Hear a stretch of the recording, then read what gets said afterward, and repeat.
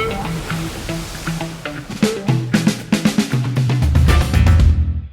right. Thank you, Kristen, for doing this and joining today. Super excited to talk to you. Obviously, we've had a chance to work together in the past, but you moved on to a new and exciting role. So maybe real quick, tell us what your current role is, and then I would love to kind of kick off with your past and kind of what brought you to here, the evolution of your career. Sure. Yeah. Thank you so much for having me. So I currently work with Robert Half, which is a staffing solutions company, I think is how we are branding it right now. I manage all of our SEO programs. So that's both for North America sites, US and Canada, as well as international SEO. And I have a team of two that report into me. So it's three of us managing 19 websites. Nice. Okay. But I'm already going to get into details. All the other sites, are they like kind of subdirectories or are they like .frs, Oh no, they're CCTLDs? they're all their own domains. So we've got a bunch of domains are actually moving over to one top level domain. So it's what Yeah. I call a spicy time at Robert Half right now. Okay. We can get into that fun stuff in a moment. So I know you kind of have more of a content background, right? And that's kind of what the beginning. I don't know if that's what you were doing at Sam's Club or your previous one. Is it Vider that you were doing this with too? Oh yeah, Viator. So they were Viator. acquired by TripAdvisor before I joined them. So it's what's also known as TripAdvisor Experiences. So I was working on Viator, which is its own brand, as Yeah. well as TripAdvisor Experiences. But even further back, I got started in what people consider now a dinosaur, which is print magazines. So it's been Oh a yeah. weird transition and probably as far away from SEO as you can go there. But yeah, I started there and then realized like our articles aren't showing up on when you search for things. Like we just weren't really showing up on Google. And at that point, I started poking around and learning more about SEO and then made the transition. As I tell a lot of people, like I sold my soul to tech because you can't make a lot of money as a magazine editor and Yeah. transitioned over to Viator and TripAdvisor. And that's where I worked with the content team, but I worked really closely with our separate SEO team to do a lot of different testing and content optimization. Those were for experiences. Is that what the main point of Vitor was, right? It was. Viator, yeah, it's like tours activities. You can book, a haunted walking tour of New Orleans, or you can get a ticket into the Louvre, different things Yeah. like Yeah. For Expedia, we in the past have helped quite a bit with that type of content. And one thing that's interesting is when you're writing for all the different destinations, and then of course you have all the attractions for each destination as well. Kind of have to figure out all the differentiation that you're going to do with that content, right? Is that that. something Yeah, you guys were trying to solve for? yeah, even things like, obviously there's language differences that we had to start localizing for, but also just with English, things like how, the Brits refer to a certain activity versus, the Aussies versus Americans versus Yeah. Canadians. It's just different things that are even within the English language. So really understanding that. Luckily, we had a team where we had a Brit, we had a office in Sydney, so we had some of that feedback, but we really had to like source and find writers in destination or a deep destination knowledge. Right. Okay. And was there a tone of voice or brand guideline that you guys were like absolutely having to stick to while trying to toe the line of like ranking this content or trying to work in terms and things like that? It was interesting when I joined because a lot of the writers, we were doing a lot of optimization for the tours that suppliers were sending in. So it'd be like two lines, be like, you walk through Rome. And so we'd have to go and actually like explain what you do and optimize it a Yeah. little bit more. And so when I came on, it was a lot of like, oh, what was it? Like smell, the scents in the air. And it was very, I would say descriptive, very evocative, but like not necessarily keyword optimized. And so we did a whole shift kind of in voice there to make it very clear to the user what the tour actually was and what you were doing, what Right. that included, but also to make sure that these were optimized to appear in search so we could really start competing in the market. Right. Okay. And was organic as a channel one of the top driving channels for that eventually, or maybe it was before it was acquired? Yeah, so organic was definitely a top driving channel. What was nice about TripAdvisor is that their CEO really understood and championed SEO. Yeah. And I think anyone knows that when you search for things to do in certain places, TripAdvisor and Expedia, they're both the top results. And was also a big believer in UGC and so how we could leverage UGC as well to be able to rank faster. So Right. it was a top driver. It was one where we're obviously expanding to other channels. So I also worked closely with our display team, our paid search team, because we were almost like a content agency within TripAdvisor and Viator. We could work with different teams and run different tests, really enable them. Right. What was the biggest source of UGC? Was it like people leaving reviews or was there something else? Reviews and photos. Photos Oh, are, yeah. yeah, we had a very robust like photo detection system to weed out anything questionable. And then, Yeah, I'm sure there's a moderation element to everything, right? yeah, same with reviews. So reviews are a big source. And what we actually did on our side was we really worked with the team that was collecting reviews to try and get attributes so you could start powering different filtering capabilities on the reviews. And then you could even take some of the review content and use that for tagging the actual tour. So if we were able to scrape like, hey, this is good. If they mention family or if they mention, it was a honeymoon or things like that, we're actually start getting that data, applying it to the different tours, and then creating unique landing pages for those types of tours based off some of that feedback. Gotcha. Okay. You don't have to spoil this if you're not supposed to. Fair, it's all fair game. But the forum on TripAdvisor, we always noticed that it had links to all the different attractions or destinations when mentioned in the forum or in the reviews, and we never knew if that was a manual process or if that was something automated. We tried to figure out a reverse engineer it a little bit, but I had a hunch that it may have been manual. It might have been. I luckily was not involved in that process, and there, the whole forum side of things was a whole different beast that was managed by a different team. Thankfully, it was a smaller team, so like if they're doing that manually, very impressive. I never heard of any sort of machine learning or automation of that process. Yeah, but that doesn't mean it didn't happen. I'm not trying to be like tricky here at all. I truly don't know. No, it's true. That's fair. Yeah. I mean, if it was automated, it'd be amazing, right? Like that's kind of the holy grail is figuring out like what are the common. Actually, I don't know if we're already getting in the weeds here, but we've been playing. I know you've played a little bit with that Ngram analysis, where you kind of see what the most common 2, 3, 4 word phrases are, right? And you can use reviews as one of those sources for UGC, and then from there pull out what common themes and then what you should be linking to when you see all these mentions. And that piece is kind of a really fun analysis to run, but you're left with a now what, and then that's where okay, let's do a bulk upload file with all these links or figure out a way to kind of do it. And then it's how do you keep it refreshed, all those fun challenges. Yeah, I was very lucky at TripAdvisor that there were like dedicated engineering teams for SEO. Like you could play around with a lot of those things where and I know I'm jumping the gun, but when I moved to startup culture, it was like pulling teeth to try to get some of those things. So if any place would have done it, it would have been TripAdvisor. If they did it, I would love to talk to whoever did it. Okay. So did you get sick of travel and that's why you left, or because your next opportunity was kind of a different industry, right? Yeah, a completely different industry. No, I didn't get sick of travel, but really wanted to lean more into the SEO side. And I actually had the opportunity to being poached internally for either product management or for the SEO team. And then someone reached out at Sam's Club, which is part of Wal-Mart, if people aren't aware of that. And they're like, hey, you can manage a whole team of writers, and we want you to really build our content program, but you'd be leveling into the SEO team. I was like, great, let's do it. I want to do new industry. Let's go into e-commerce. Let's try something new. And I did try it for a year. Okay. And that was all in-house writers, you said? Yeah, so it was 12 full-time freelance writers. So they're working for me 40 hours a week. I inherited them, but none of them were like based in-house. Yeah. They're all managed by an agency. And so it was a little weird because I've never had that many full-time writers that I didn't know what they were doing. No one seemed to know what they were doing. No one had been managing them actively. Yeah. And so it was a weird time. None of them really knew SEO either. And I think they'd been moved right under that team around the same time that I started. So it was really instilling like SEO basics there, trying to launch a blog for Sam's Club, and then also, really trying to set a roadmap for SEO with my boss. And that was a bit of a challenge. Right. Okay. Maybe this doesn't apply to Sam's Club, but I know in the past you've worked with freelancers and in-house writers. So like, have you found a challenge with freelancers trying to, like, for example, sometimes making sure that once they're on tone and they've nailed the voice and they're delivering good content, you really don't want to lose them, right? Because now they're the go-to writer for making things faster and they're doing good content. But the problem with freelancers is, of course, they can come and go. And so I don't know if you ever had those types of challenges with freelancers or any other challenges. Yeah, I tend to bring freelancers along with me. So I have one full-time writer, advisor.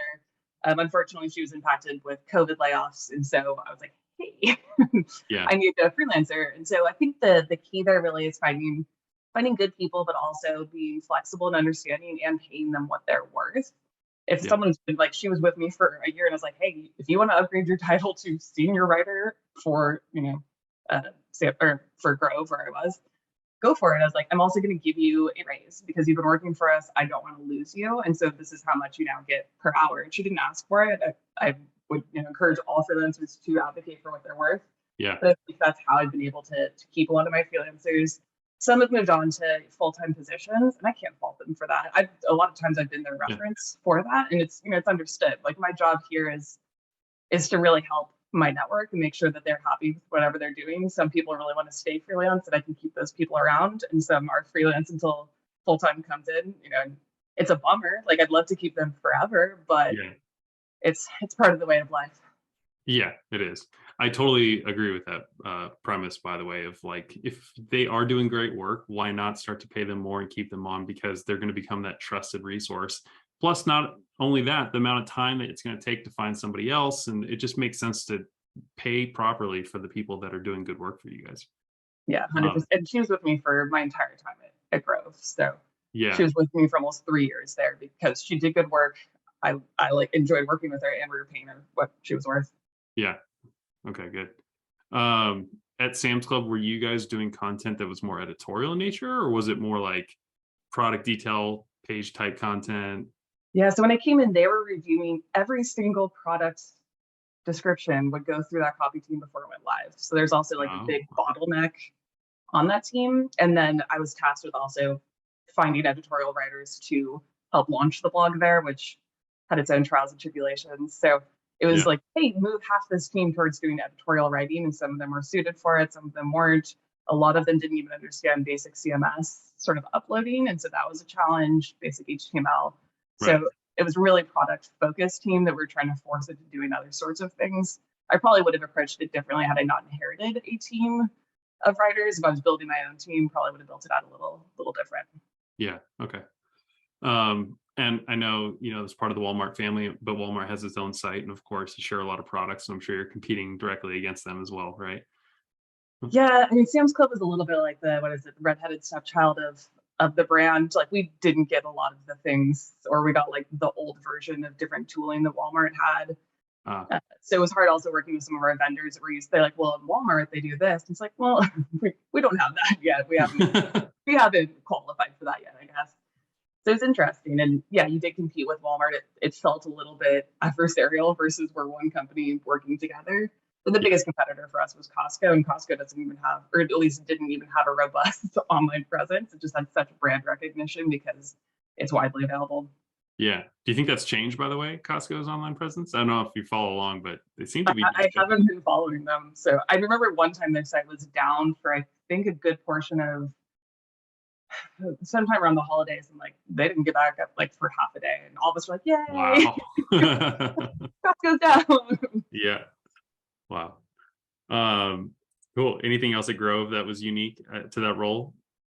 Oh, I mean, for Grove, Grove is Grove was the first time I was coming in, and I was a team of one, and I was also managing, kind of building that whole process from the ground up. So with Sam's Club, they did have an established SEO system. Definitely TripAdvisor, the content team, and the SEO team existed. At Grove, nothing existed. So it was a really exciting time to be able to go in there, build out a freelance team, and kind of find agencies that really supported the work we were doing. But also, it was a lot. I was doing a lot on the ground and kind of managing all of that, help them launch their blog and scale the blog. And it was a lot, but really a company that believed in the mission, and was really thankful for my time there. And so you're talking Grove Collaborative, and there you were kind of wearing a lot of hats, like you just said, right? But I mean, I know you were doing SEO and content in some of the other positions, but when you went to Grove, did one more, I guess, did you lean to one side more than another once you kind of got going there? Did the role evolve, I guess, is the question? Yeah, definitely. My technical knowledge kind of going into Grove was definitely limited. I was much, much stronger in content. I had to learn quickly. Yeah. I was doing things like QAing engineering releases, looking at schema. So definitely leaned more into the content side of things. And I still am very frank with people. I tell them my specialty is content from an SEO perspective, and that I know enough technical SEO to be dangerous. But I really had to grow that kind of side of my knowledge base going to Grove, and especially when I was trying to advocate for different products and engineering resources, being able to not only know what I'm talking about, but also prove the ROI was definitely a challenge, and something I had to learn very quickly at Grove. Oh, proving the ROI for that is that's a $10,000 question for anyone, right, in our industry. But it's, I don't know, like, what was your approach to doing it, I guess, before I offer even an opinion here? I mean, sometimes we brought in agencies that had experience. Yeah. Things. No, I mean, it was also difficult because it was a company that had relied so heavily on paid social in particular to drive acquisition. And I was leveling into the acquisition team.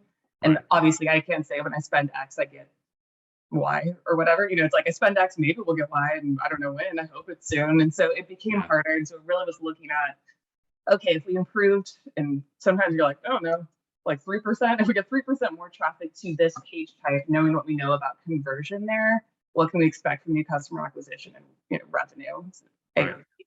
that sort of thing. It was never a perfect science, but at least doing that early stab helped get it prioritized against other initiatives. The other thing was saying, hey, all of our competitors have this, we don't. That was the only way I got product schema prioritized. Hmm. It was like, here's the SERP, the results page. This is how we look. This is how everyone else looks. And then I did some, you know, fuzzy math around click-through rate to try and get that one Yeah. prioritized. I mean, you said two things there. The second one with just showing what the competitors have and that we don't. Sometimes that's the most powerful way of getting anything implemented, especially if it has to go through rounds of approval and it's going to be seen by someone in C-level.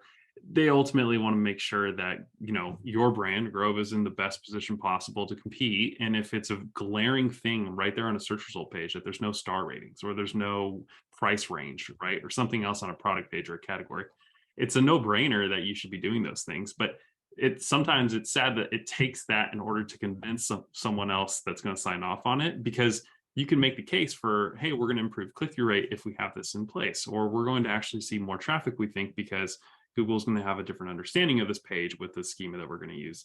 But that's just vague language to a lot of people, right? And it's just they have it, we don't, and it's so black and white that you can get it solved usually. Yeah. And our CEO was so involved with, you know, the various aspects of the business. Like he would come to me and be like, why aren't we this PIA answer? Like, Yeah. it's like, that is a resourcing issue, you know? And so, but then we get all the resourcing to fix that. And so, you know, They sometimes direct resources. yeah, sometimes you just have to say, like, you just have to show. I was like, we should have a blog when COVID started, and it was something we'd kind of gone back and forth about. And then our CEO was like, why don't we have any content around like hand washing and hand sanitizer? Like, we sell hand sanitizer. Yeah. And that's what actually got it spearheaded. And then it was a bit of a scramble to get it live, but it was kind of that push that helped me there. And it was because our competitors were producing content and we weren't. Right. Yeah. The other thing you had mentioned was, you know, we think someone landing on this type of page is going to probably convert more. So, you know, at that point, you're talking about intent and the page that they're going to be landing on, not all created equal. So, a blog post versus a product page or something else. And I know that one thing that we got to do together was Listicles, which kind of was a blurred line between the two. And I just wanted to hear from you, like, what you thought about the listicle idea, and like in the future, if that's something you still think you're trying to do, or is that I guess like the results of listicles beyond just traffic, possibly, like what did you see from a conversion standpoint as well on those? Yeah. We talked about this at length, but for the general audience, blogs just didn't convert for us. So we got a ton of traffic to blogs, and the majority of that traffic bounced. Listicles converted much better, and we're also appearing for some of the search terms that not only I cared about, but leadership cared about. So we're seeing Yeah. things like for natural, I don't know if we're still up there, for it's like natural hand soap, natural dish detergent. A lot of the results on first page were listicles. And so the way that we could compete, because Google was saying, hey, we're prioritizing listicles, was by creating those listicles. On the bright side, the listicles also tend to be targeting, it seems like, a bit more kind of mid funnel intent. They're doing comparison, they're trying to decide, they might be ready to buy. And so we did see people buying, and I was shocked that we saw people buying through a subscription model too. So Right. you know, minimum, you're really incentivized to have a bunch of things in your cart from the start. They put them there. So there's a lot of barriers to conversion, and people are still converting through listicles. I think it makes a lot of sense for the e-commerce space, and especially in kind of the natural or eco-friendly goods and what we're seeing in SERPs. You know, for recruiting in the space I'm in now, it's a little bit harder. It's like, Yeah. we could try things like, here are the 10 best jobs in, you know, engineering jobs in San Francisco and that sort of thing, but it's not necessarily what I would lean into here, but definitely if I was in ecom and I was seeing a lot of listicle results, I would recommend that to a lot of people. Yeah. We, of course, having luxury to be on the agency side, we get to try something like an idea in a bunch of different agencies. And it has worked really well outside of e-commerce as well. A lot of B2B and service-driven companies, never, full disclosure, never done it in the space that you're in now at Robert Half. But the interesting thing we've learned from our end is that the listicles can be research driven to justify click through on the thing being listed, as opposed to a buy now option. So there's no doubt that for e-commerce, it makes a lot of sense in that someone, after reading whatever the reason or the case is for that being ranked number 2 on your list of 10, whether that's average reviews or how many people love it or testimonials, they'll always do that. Well, not always, but they're more likely to versus a blog post. But on the service driven ones, we'll say like, we polled this many people, or we found this research, and according to this medicine journal or something like that. Just those statements seem to increase likelihood to go deeper into the site from someone on a listicle versus just an article where that might be buried further down the page, in like paragraph 5 or something like that. So for some reason, I don't know if it's just people like to skim and then they see things more clearly when they skim, but I don't know, it tends to work. Yeah, that's interesting. And it's a struggle. The blog team doesn't report into me at Robert Half. It's completely, doesn't even level into my VP. It's a completely different function. Yeah. So it's been interesting to try and work with them and understand kind of their content process, as well as how we can help influence that. And to my knowledge, they've never even tried listicles. And so we have a wealth of knowledge and experts in the fields, in all of our different locations. So there's definitely different ways we could test into leveraging that a bit more. Okay. This isn't a Grove specific question, but maybe this occurred at Grove. But with editorial, you've been in the space so long that you probably know what you're looking for with a well-written guide. So something that's maybe a little bit more in-depth, quality content. It's not something you're churning out. You're really like trying to go in depth on something. What does that look like in your mind? What's that page? If it was blurry, am I seeing stack of words? Is there images with text? Is it left, right, left, right, left, right? Or is there some other design to this page in your mind for a guide that, like, what are the best qualities or best traits of a good guide? Yeah, I mean, visually, I'm not gonna blow anyone's mind with this. Like headers, make it mobile friendly, make it really decipherable, not big blocks of text that are difficult to skim. I do like, taking advantage of bulleted lists or ordered lists, things like that also clearly distill some of the main things people are looking for. I think a table of contents is always helpful so people can jump to different sections and then also have the ability to jump back up if they want, so they can quickly find answers. It's definitely going to include a lot of internal linking, kind of the hub spoke model, where it's going to be, hey, you want to learn more about this? We did like an ultimate ultimate kitchen cleaning guide, and we cleaned, I swear Grove, like every single thing in that kitchen. It was like how to clean a microwave, how to disinfect a spot. There was so much every item. It's like we don't need that all in the guide. We can say here's like the snippet, and then here's how we're linking it, linking out other things there. From a copy perspective, what drives me crazy is what I call like Google research papers. And so you're just regurgitating what is already out there on Google. And that was a struggle too. And I don't want to pick on Grove because I think we did a great job there. But when we started, it was a lot of the same, again, how to clean your oven, how to clean your refrigerator. And then I was like, let's actually try and do this. Let's see if this advice works, because it's the same advice on the internet everywhere. Let's see what works. And so we were able to say, hey, we've actually tried it. Here's where the internet is real and here's where it's BS. Here's what actually works. And we saw much more traffic there. And we also saw a much better click-through rate to the actual products, because we're showing, hey, these are the things we used.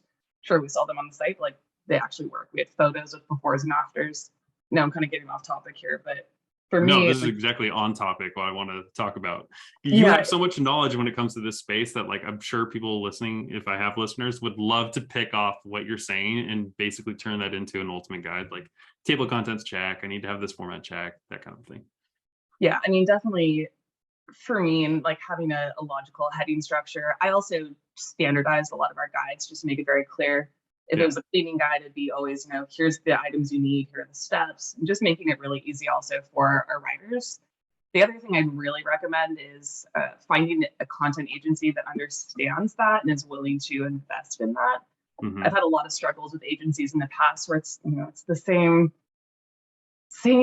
brief that they come out with. It's kind of like lightly researched, and that makes sense. Like a lot of times that's what they're being asked to do, and those writers don't have expertise in the area. But if you can Right. find a content agency that really dials into your business, understands it, and is willing to kind of go a bit deeper, I think that's the main reason that we're able to scale so well at Grove. And it's something that if I were managing our content team today, I would look into to help them scale their efforts. Yeah. Good editors, I'm assuming, also help that process go smoothly. Is that Yeah, so they actually had the agency I worked with at Grove actually had an embedded editor, and she mainly just worked on our stuff. So we had one dedicated writer, one dedicated editor that were primarily on Grove. And so yeah, they were really able to nail voice. They understood from kind of my early feedback. Editing for a while, I also had a managing editor, and she was fantastic in making sure that everything that went on site was up to par. I was pretty hands off while we had her. I was like, great, blog is running, we're good. yeah. Her roles eliminated, had to get more in the weeds there. And again, the agency saved me a ton of time.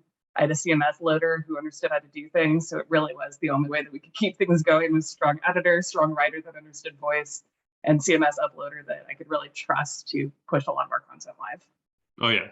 Yeah. I mean, that last step too is so important with the uploading piece. I mean, not all CMSs are as simple as the rest, right? And then not only that, you want to make sure that any HTML that's included, any markup, things like that, you got going on that formats correctly. One thing that always surprised us was the amount of brands that didn't check their content on mobile. And you would see all kinds of crazy layouts and things that didn't look quite well. And then you go, oh, where's the majority of your traffic coming from? And then be like, mobile. We just happen to look at it on a desktop. Yeah, and it's easy to fall into that trap. I'm like looking over at my monitor here. When you have like a big monitor, you're like, oh, we're designing it Yeah. for this experience. And we ran into that too, where teams are like, well, let's lay it out like this. And like the writers would be very prescriptive about the layout of the page. And then it'd be like, oh, those all just stack on top of each other on mobile. So like we don't have to spend Yeah. all that time setting it up that way. And it saved us a lot of time to be like, oh, okay, we don't have to have four columns because they're all just going to be on top of each other on Yeah. mobile. And it really also helps with kind of paragraph breakup too, or something that looks much shorter and skimmable on desktop is going to be a whole wall of text on mobile. Oh yeah. Yeah. Um, Kind of a random question about the images and assets that you choose for your content. One nightmare sometimes, but also a dream come true if a brand goes, oh, we have an asset library and it's already categorized and here you go. But sometimes that's not the case, right? And then you avoid stock photography in general that you can, right? And try and figure out if there's images sitting somewhere in the company that they just don't know about, or but generally for these guides and listicles specifically and all these types of pieces of content, images is always something that somehow just gets, by the wrong people, gets left to the end. But by good writers, good editors, and someone like yourself, you know how important or critical it is to the piece. Do you have a dream scenario when you're working with a content agency that, like, are they providing the images, or are you providing them with something? How does that whole thing work? And then also with like tagging the images with alt tags, or making it work for you guys, like beyond just obviously how it looks. Yeah, I mean, I will say I'm guilty of sometimes leaving images to the last. Our content agency was great about, they actually had a design function as well, so they were able to create custom headers for us if we wanted, Oh, or nice. flows that could help break up the text. And then they also kept a whole library of all of those. And so our CMS loader or our writers could be like, oh, I think this ILO would go really nicely here. And so we're able to kind of pull from that. And then our CMS loaders would know where to find the ILO because it was not easy in our CMS. Yeah. We were lucky to have an image library at Grove. They did a lot of their own photography. It was not categorized in an easy to find way. So Mhm. that was definitely a challenge. And then we sometimes did pull stock. Alt text, I was like, just here's the basics. Please just include it. Please make sure that it's accessible and it doesn't say an image of a woman and a dog. Like, you can remove the image part. So it's kind of basics there, but Yeah. definitely more we could have been doing. We tried to embed a little bit more with the creative production team. So for like some of their shoots, if they're going to be in a kitchen anyway, we're like, can you get a close up of the oven for oven cleaning article, or like things they normally wouldn't think of while they're going out to shoot, and really having a look ahead of what's coming up in the calendar or what we're refreshing, and we might be able to sneak into their schedule. But we were kind of last on the pecking order. Yeah, that makes sense. I don't know if we ever talked about this when we got to work together, but we ran a couple image tests and one was wildly successful. It's now my favorite. I'm happy to share here for anyone listening, but it worked on e-commerce, it worked in travel.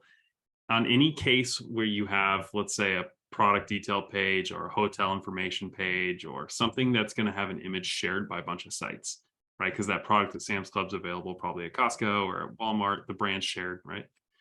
You do an image search for any of those things, usually Google's not going to want to repeat an image. So they'll just pick the image from whatever the strongest domain usually is for that first one. And the second one can be anything and everything, usually bloggers and other stuff. So if you have a strong brand, we tested out pulling the second image that was not the primary thumbnail on all the competitors. Think Amazon, right? Like they have 5 images. So number 2 would be the featured image on ours that was marked up. And we would have that image in Google image results be like number 1 or number 2 for the search. And it would get pulled into the organic search result page for a lot of them because we would use the open graph markup on it. It was such an easy thing. So it was literally just defer your thumbnail image to number 2 and have that be, you know, as opposed to the hotel exterior, let's do the interior or the ballroom or something and have that be the image. And then that would rank for the San Diego Marriott or something like, because everyone else had that stylized exterior image. Ooh, I love that idea. I wish I could steal it, but we don't have a lot of images here at yeah, I don't know how you'd use it. a lot of headshots, definitely not more than one. Yeah. There's so many cool like little hacks like that. I don't know.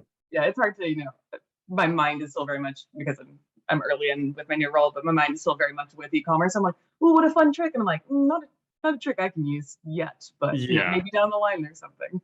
Yeah, you have to figure out how to like generalize them, I guess, or things like that. But so we talked about those 3 favorite wins at any of those 3 in your role, like any big wins that you wish you could apply in the future, Robert Half, or just maybe they don't make sense, but you're proud of. I mean, Listicles was a big one there, and working with an agency to really get those live, and they were a much faster. We set them up as static pages. They were much faster than our general site. They pointed into the general site. And there's good content on those. Like we really had writers really think of the questions that people would be asking. Our agency was kind enough to do FAQ schema there, so we would show up in a lot of searches, and they were outranking some of our category pages. Is that great? No, but like those are the levers I was able to pull and really make sure we were showing up in a lot of those places where listicles were favored in the SERPs. So that's top of mind. We also, for I think a week when I first started, and we started scaling into doing product copywriting and rewriting a lot of those generic manufacturer descriptions. For a shining moment, we were number 1 for toothpaste, just toothpaste. And it was like the proudest moment. I think we're that's such a good term. now, and so it really was just kind of showing the value of well thought out content, and also content that serves the user versus just content for content's sake. So that's always the stuff I'm really proud of, where it's not just I'm doing SEO. It's like, no, I'm actually trying to help answer a user problem. Yeah. Just so happens it's also good for SEO. Right. Speaking of listicles, I know one thing we didn't talk about that was always in my mind was Google watching and then eventually creating their own listicle of the listicles. That was unique to Grove for a while there. I hadn't seen that happening anywhere else, but you do a search for natural shampoo or whatever one of the listicles was about, and then Google had those 3 cards, and it would say like, Grove thinks these are the 11 best. And then this magazine thinks here's the 14 best. And then it would have those cards and you could click through to either the sites if you clicked a tiny link, but if you clicked anywhere else on the card, it just took you to another Google search, or now Grove wouldn't rank, right? Or that was like so frustrating, but also, how do you prevent that? You can't. Google's always watching. Daddy Google is always there. So Daddy Google. Hashtag Daddy Google in the comments. Well, and also it's one of those things where, we try our best, and Google's going to Google, and you've just got to adapt and understand what you can do and what's in your control, and not freak out about every algorithm change, but really focus on SEO as good user experience, good content, and then good flexibility for your teams. So, okay, now present day in your new role, you've been there 30 days? Yeah, a month today. Yeah. Okay, it's exciting. So what's going to be, you think, some of the, what are you already what are you being asked to solve already? Like, what are the problems or challenges? Yeah, so I came at a time where we're doing a big website redesign and migration and replatforming. So that's exciting for us. It's also scary. We've got hreflang, which I've not had to deal with before, and Yeah. moving to one top level domain. So, there's a lot wrapped up in that, but also just really understanding the business. Like I said, it's a new industry for me. I've not been in the recruiting or job seeker space before. Hmm. And I get to manage a team again. So I'm backfilling plug for this. I'm backfilling a global SEO manager role right now, and then working with my senior analyst and really understanding there's so many different needs across our different locations. We've got US and then 18 international locations. So Right. just understanding like for places where there isn't as much brand recognition, do we lean more heavily into blog to get our name out there, or what pages are actually driving conversion? What matters to the business? So it's been an Yeah. exciting time, a challenging time, definitely. It's not, the first 30 days I didn't get to just like sit back and learn the business. It was really getting my hands dirty, but I'm also Yeah. really excited to take a little bit more of a step back and think more strategically about SEO across all of those different sites and kind of our roadmap for 2023. Right. You are focusing mainly on businesses that are looking for the talent right now, or are you a two-sided marketplace where you're also trying to rank for talent looking for companies? Yeah, we're the two-sided marketplace. So we've got our client side, which is people looking for talent, and then we've got our candidate side, which is talent looking for companies. Right, right. And Yeah. so you're both are going to be under your purview? Yeah. Yeah. I mean, I oversee all SEO, so both are under my purview. I think Yeah. everything except for there's a separate team that runs the productivity side of the business, which is more of a custom consulting solution. So everything Robert Half falls under my team. And yeah, understanding Yeah. clients, what generates leads, what page types work best versus candidates. Also, really looking at kind of the different personas, the different funnels or cycles there, whichever you prefer for marketing, Right. has been very different from just a pure e-commerce perspective. I'm also good. I've always been kind of in B2C, and going back to where there is like leads, lead gen, and kind of some of that stuff has been interesting for me. But I'm no Yeah. longer tasked with conversion, which is nice. Yeah. Yeah. Well, you're not tasked with conversion, but I'm sure the conversion team would love if the quality of the traffic was higher, right? Everyone always would. Yes, I mean definitely, and we strive for that, and we are like I say conversion. We're not tasked with placement, so there's a lot that happens, and especially Yeah. with local Yeah. SEO, we can optimize for Google business profiles all day, but we can't help what happens once they get in the field, both client Right. and candidate. Like the ultimate, if they decide to have a job order with us or submit their resume, really falls on a lot of those field agents. So that's something that's a little bit out of our control, but we do try to get them good quality leads. Yeah. Yeah. Of course. With your space, I got to play with a job. It was similar to Job Case, if you've heard of them, or there's a Job Align was another company where basically every vertical of, or I guess every role and title had its own set of competitors, because you'd have the universal competitors you were going up against that also were trying to post every single type of job, right? And they were trying to go two-sided marketplace, same scenario. But then you had I'll call them local players or industry specific players, like people who would always be the trusted authority on all jobs for programmers versus someone who is trying to get a project manager job. Two completely different things, different sets of competitors, and you only have one property that you're kind of trying to optimize. And in some cases, I don't know if this is the case for you guys, but you have a template. And so the template you're trying to customize to the best of your ability, but without going fully custom, it's hard to kind of create the ranking or unique content you want to go up against those niche competitors versus like the bigger sets. I don't know if you've encountered that problem yet, or if you think that's going to apply to you.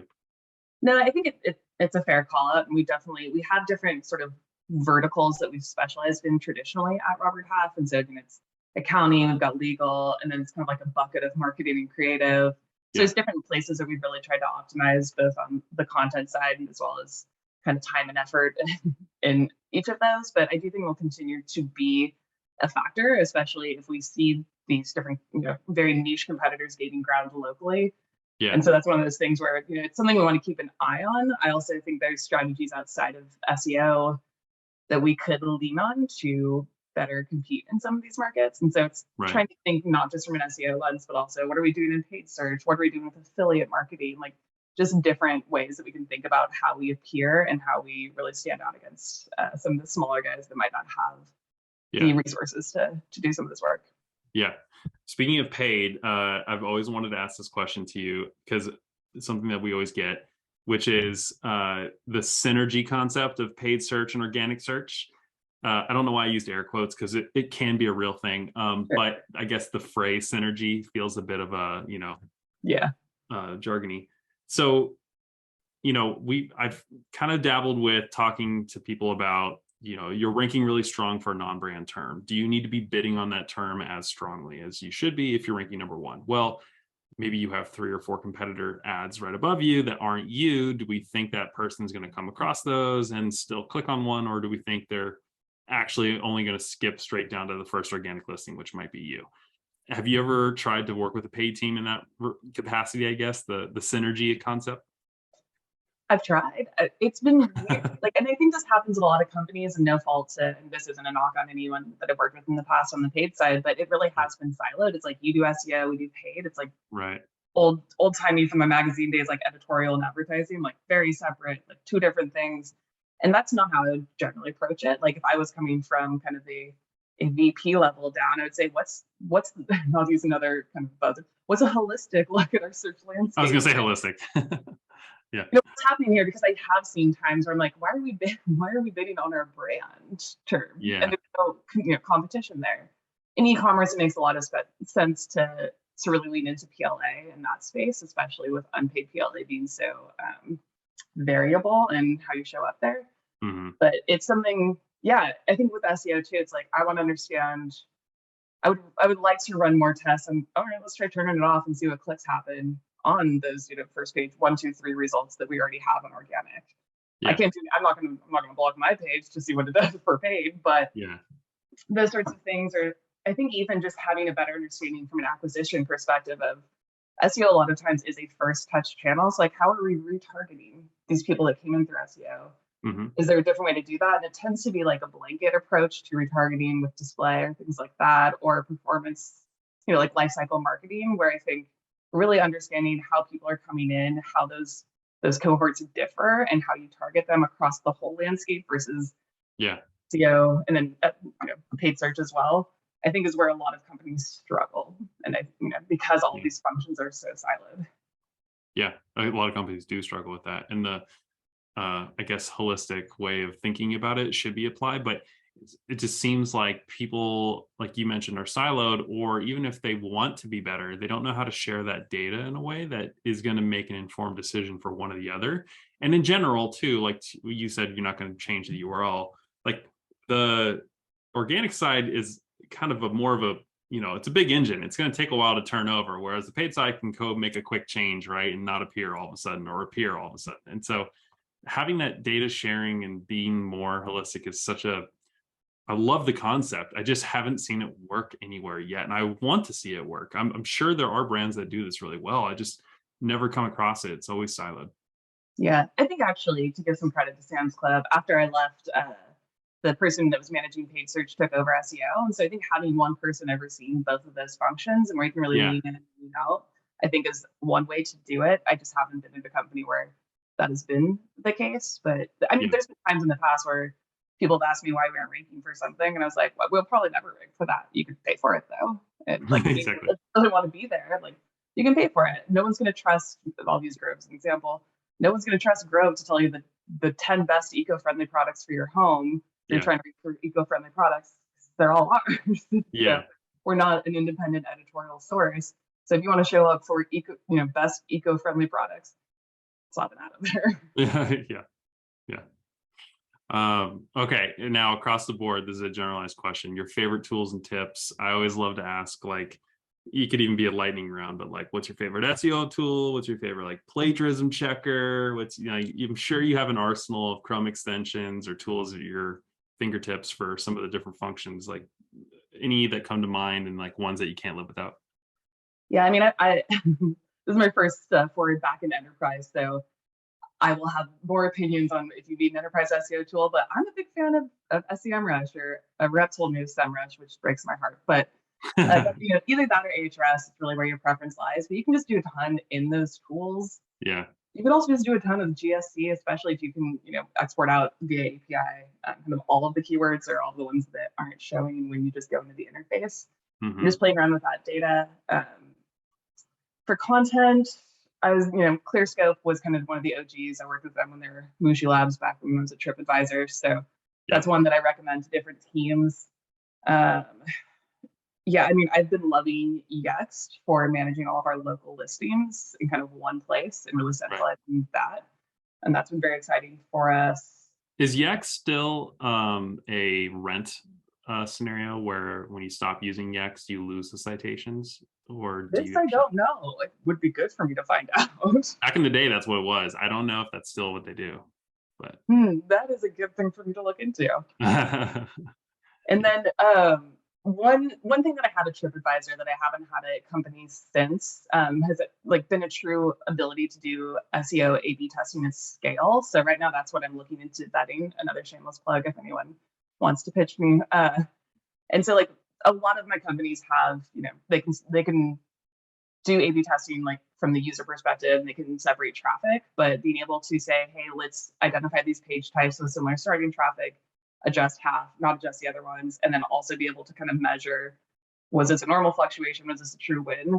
We've been doing that. I've done it manually at Roles, and then we've been doing it manually here. And so that's something that I will lean into and really enjoyed about TripAdvisor, because we had a dedicated team that worked on that.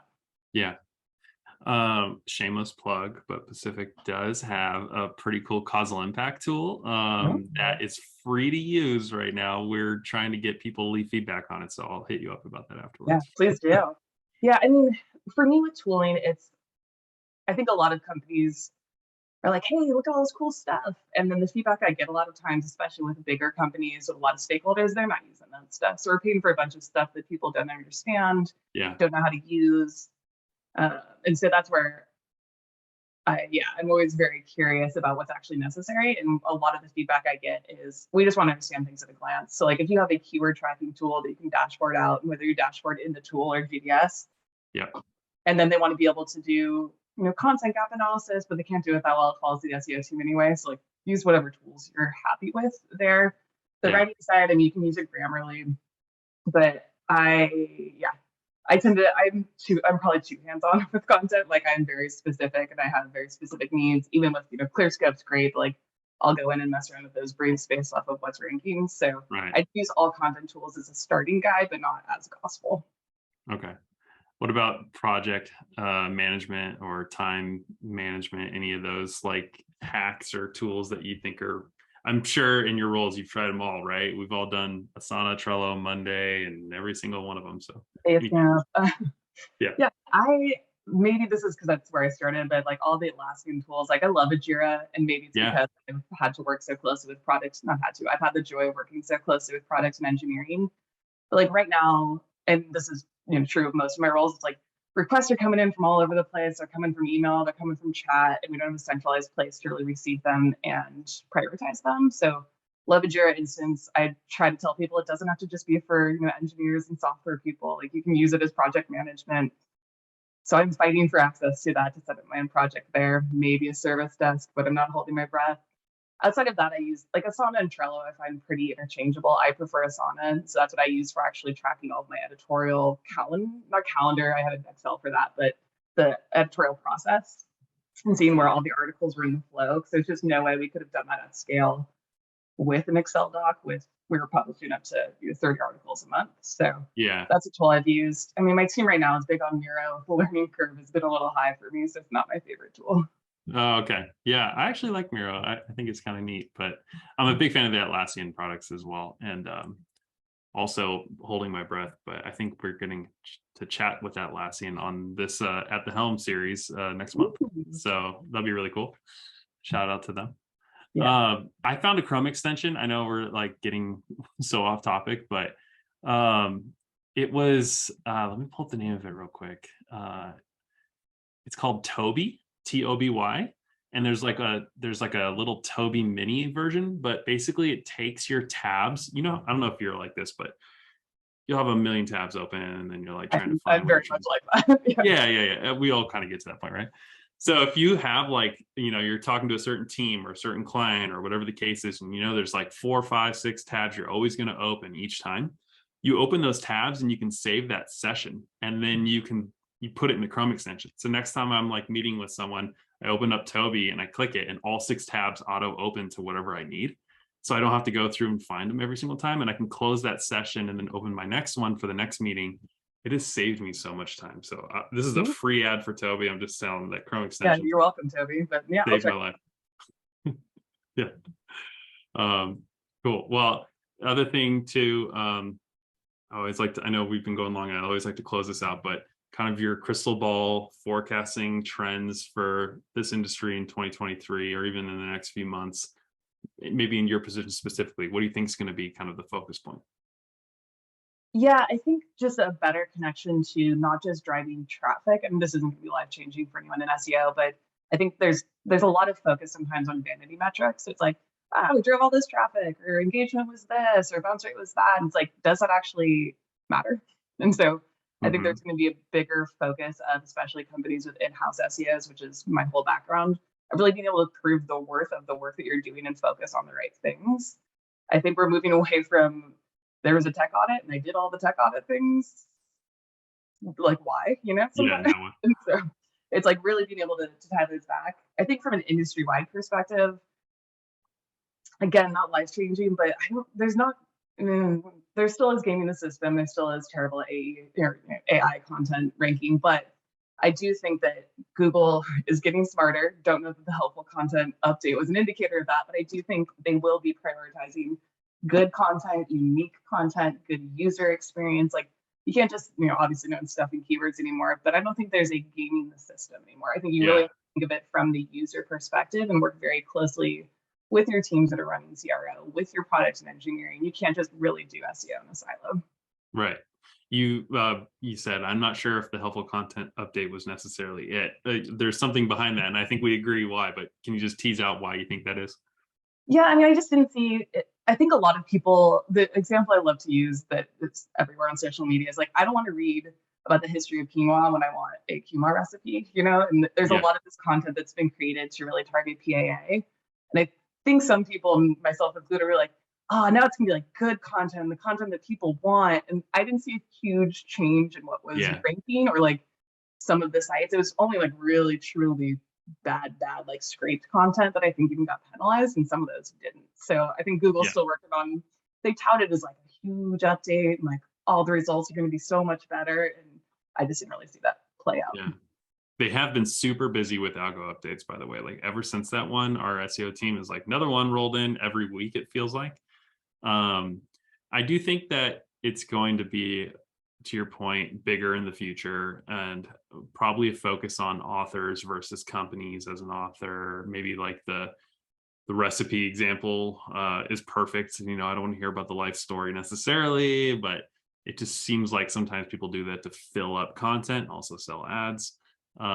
So yeah, I do think that it's going to become a larger initiative for a lot of brands and a lot of agencies to come in 2023. Another thing too is I think that we've talked to some people about this, where freelancers coming full circle, you're working with them, they slowly become the experts in your industry.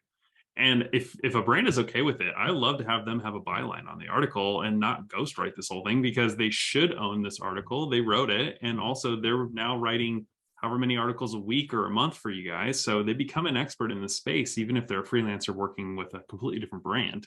And I've seen that work really well too. Oh yeah. I mean, we actually saw it when, going back to kind of doing original research, we had a writer just trying products at Grove and like, it was like, hey, this is a favorite product. Is it worth it? Is it cool? Giving Yeah. really honest reviews, but those were byline pieces as well. And most of our content wasn't just the limitations of our systems, and they Right. converted much better. So whether that was because it was unique content, because it was like a real person writing and not a company talking about how great their product is, but telling you how it actually worked, or it Yeah. was byline, I'm not sure. But again, it goes back to my point about original research and just like adding something valuable to the conversation, whether that's through an author that actually knows what they're talking about, through pulling, industry vets, which everyone I think in the marketing side does, Yeah. or from actually, explaining how our product works. I think that's going to continue to be prioritized, or at least if not prioritized by Google, prioritized by your readers, and really help with, whether it's click-through rates, other things, or conversion on product. I do think that's the future. Yeah, no, I totally agree. All right. Well, before we close out, any other wisdom you'd like to impart? Oh gosh. I would say, and again, I come from the content side, don't discount your writers, as those experts, but also just, the value they can bring, especially if you keep them on for a while. I think sometimes companies go cheap, they go scale, and I've seen that really backfire. So value good content, value those writers that are providing it, and hopefully you'll reap the fruits of those labors. Wherever you go. Yeah, not that super juicy, but that's where I am. Yeah. All right. This is awesome. Thanks for going the full length with me on this talk.